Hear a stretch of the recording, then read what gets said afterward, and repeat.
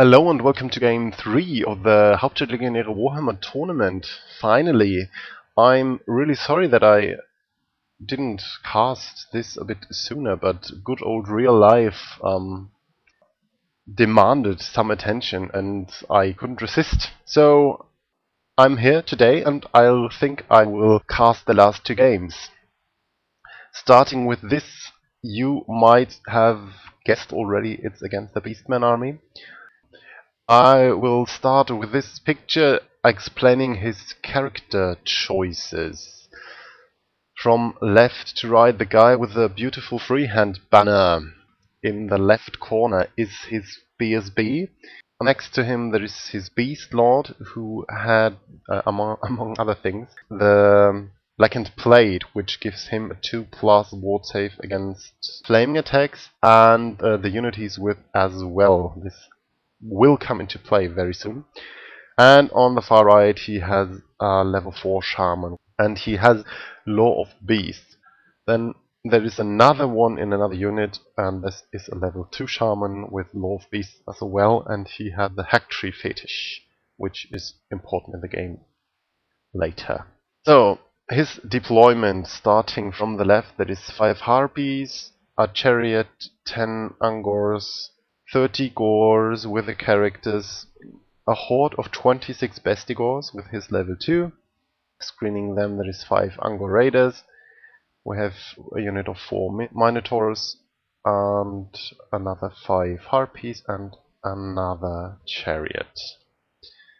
Then on this overview picture in the bottom center there is his 2 ambushing units, one of which is a unit of 10 angors and the other one is a unit of 5 angor raiders. I win the rule for the first turn, and all I do basically is move my wizard in range of the gore unit for the Flames of the Phoenix, which I cast successfully, amazingly enough, just to find out that there is the blackened plate in the unit and only 3 or 4 guys die. Other than that, I did manage to cast more than one spell in this magic phase, which is a nice contrast to the games before.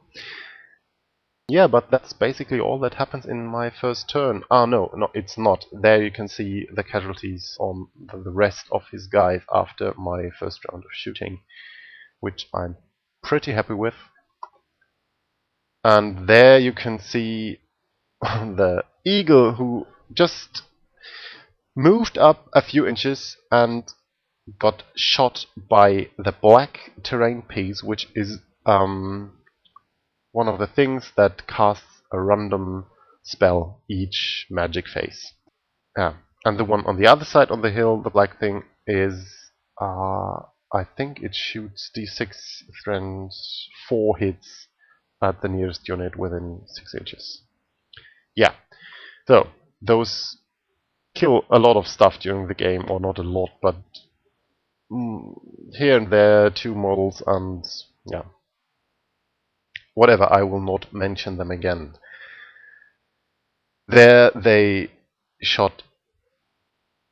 did I say that? Okay, if I didn't say it, the thing shoots a fireball at my eagle and he remains with 1 wound left.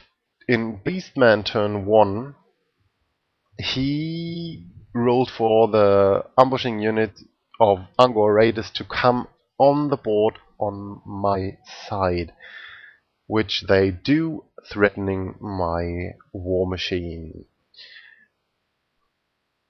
Other than that, he just moves his stuff up, enclosing around the High Elf army, and I think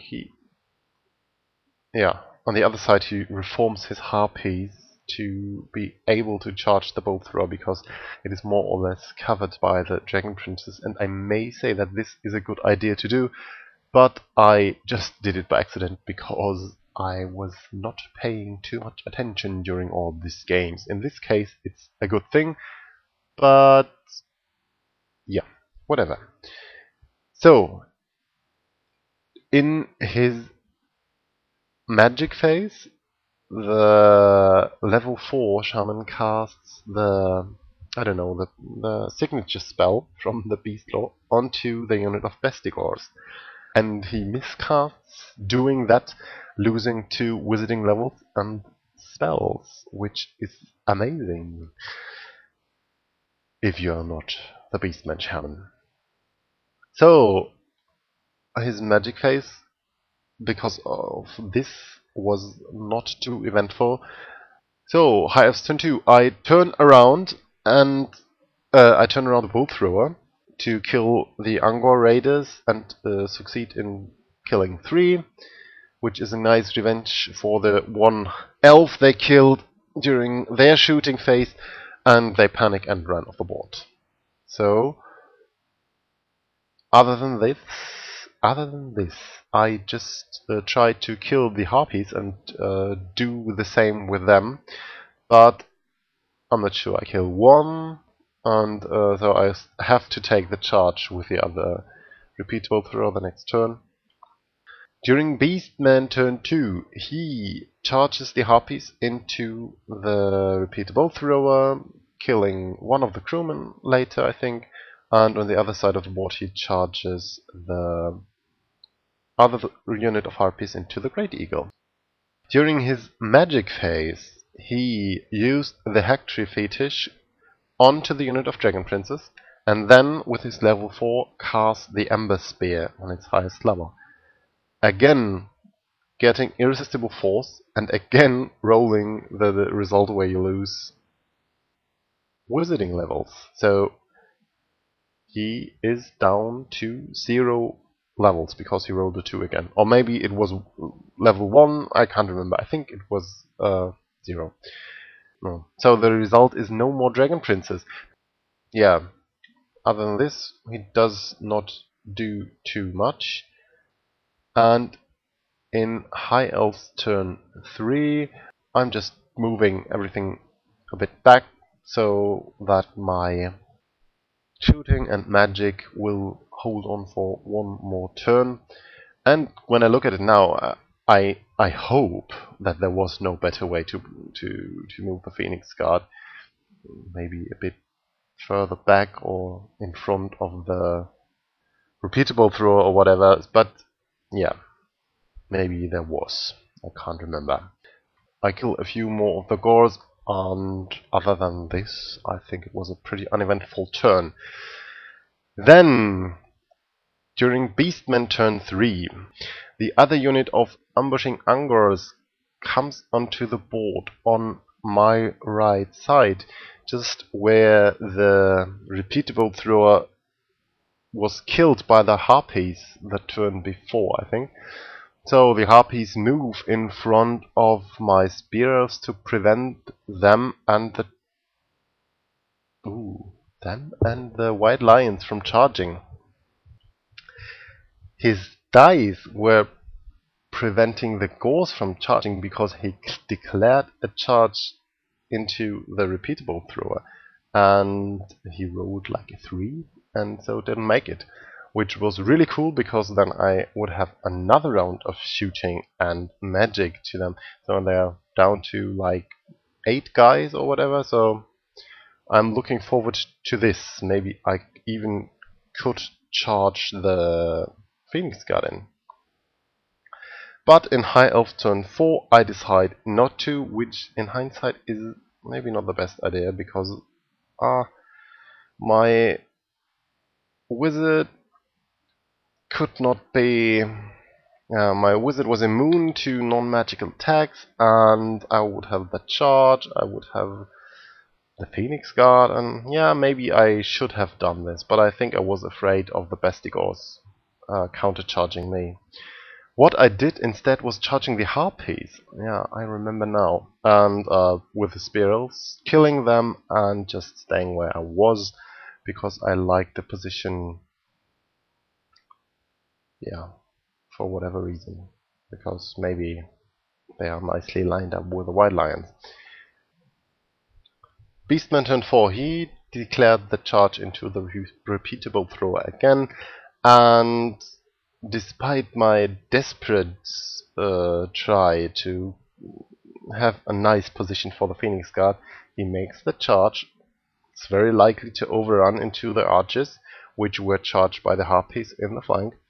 And even if there might be a chance of the archers surviving, I would have not been able to countercharge because of my poor positioning of the Phoenix Guard. Yeah. Whatever. In close combat, he kills the repeatable thrower crew as predicted, overruns into the archers, and has a new combat there in which the archers kill 2 harpies and 4 of the Gauls, which was all there were left.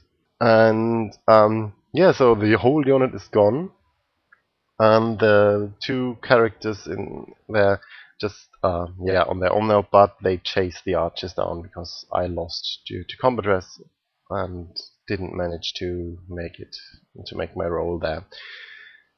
But I'm not too unhappy because at this point I think it's when we get told by the organizers that we have to end the game at the end of turn 5. So there's one more turn to go. He's not very likely to get any charges off, which I'm completely, well, I don't know. With all the charges he might get off are such that I'm confident that I can hold for those 2 rounds of, or 1 round of close combat they will have, because he has the last round. This in mind, all I do is turn around the Phoenix Guard, back up the rest, and try to kill some stuff, which I didn't succeed in, sadly. I cast Fury of Cain onto the Shaman, I think, and did exactly 0 wounds, I think, or 1 or something stupid like that. And then I cast Courage of Anarion just to be safe there if it should happen that he gets the charge off into the Phoenix Guard with the Bestigos. And then I cast Flames of the Phoenix to get rid of the Harpies, and 1 stupid Harpy survives and makes the panic check on a 3 or whatever it was, or 6, I can't remember. It was just I would have so liked to kill that damn thing, because I think it was on their account that the archers had to flee. I'm not sure, but I just blame them because they survived, or she survived maybe. Okay, but yeah, so we go to Beastmen turn 5, and all he does, and that happens, is he tries to charge the Phoenix Guard with his Bestigos, but didn't make the roll, which was I don't know, 9 or whatever he would have needed. And yeah, magics the Phoenix Guard and didn't do anything to them. And yeah, that's the game. Basically, this was a really fun game, even if it looks like not too much happened, but it was all about, okay, I will have them. No, it was all about staying on the edge of possible charges. Yeah, that's what you could call it. So it had a lot of. It was a tense game, nonetheless, and it turned out to be a small victory for the Beastmen, I think. What was it? 11-9? And yeah, I don't know why. Yeah, because of the Dragon Princess and the repeatable throwers. Those things, really, they are somehow useful, but 100 points, and I didn't manage to protect them that well. So, whatever. Yeah. I hope you enjoyed, and we'll be ready to view the next one.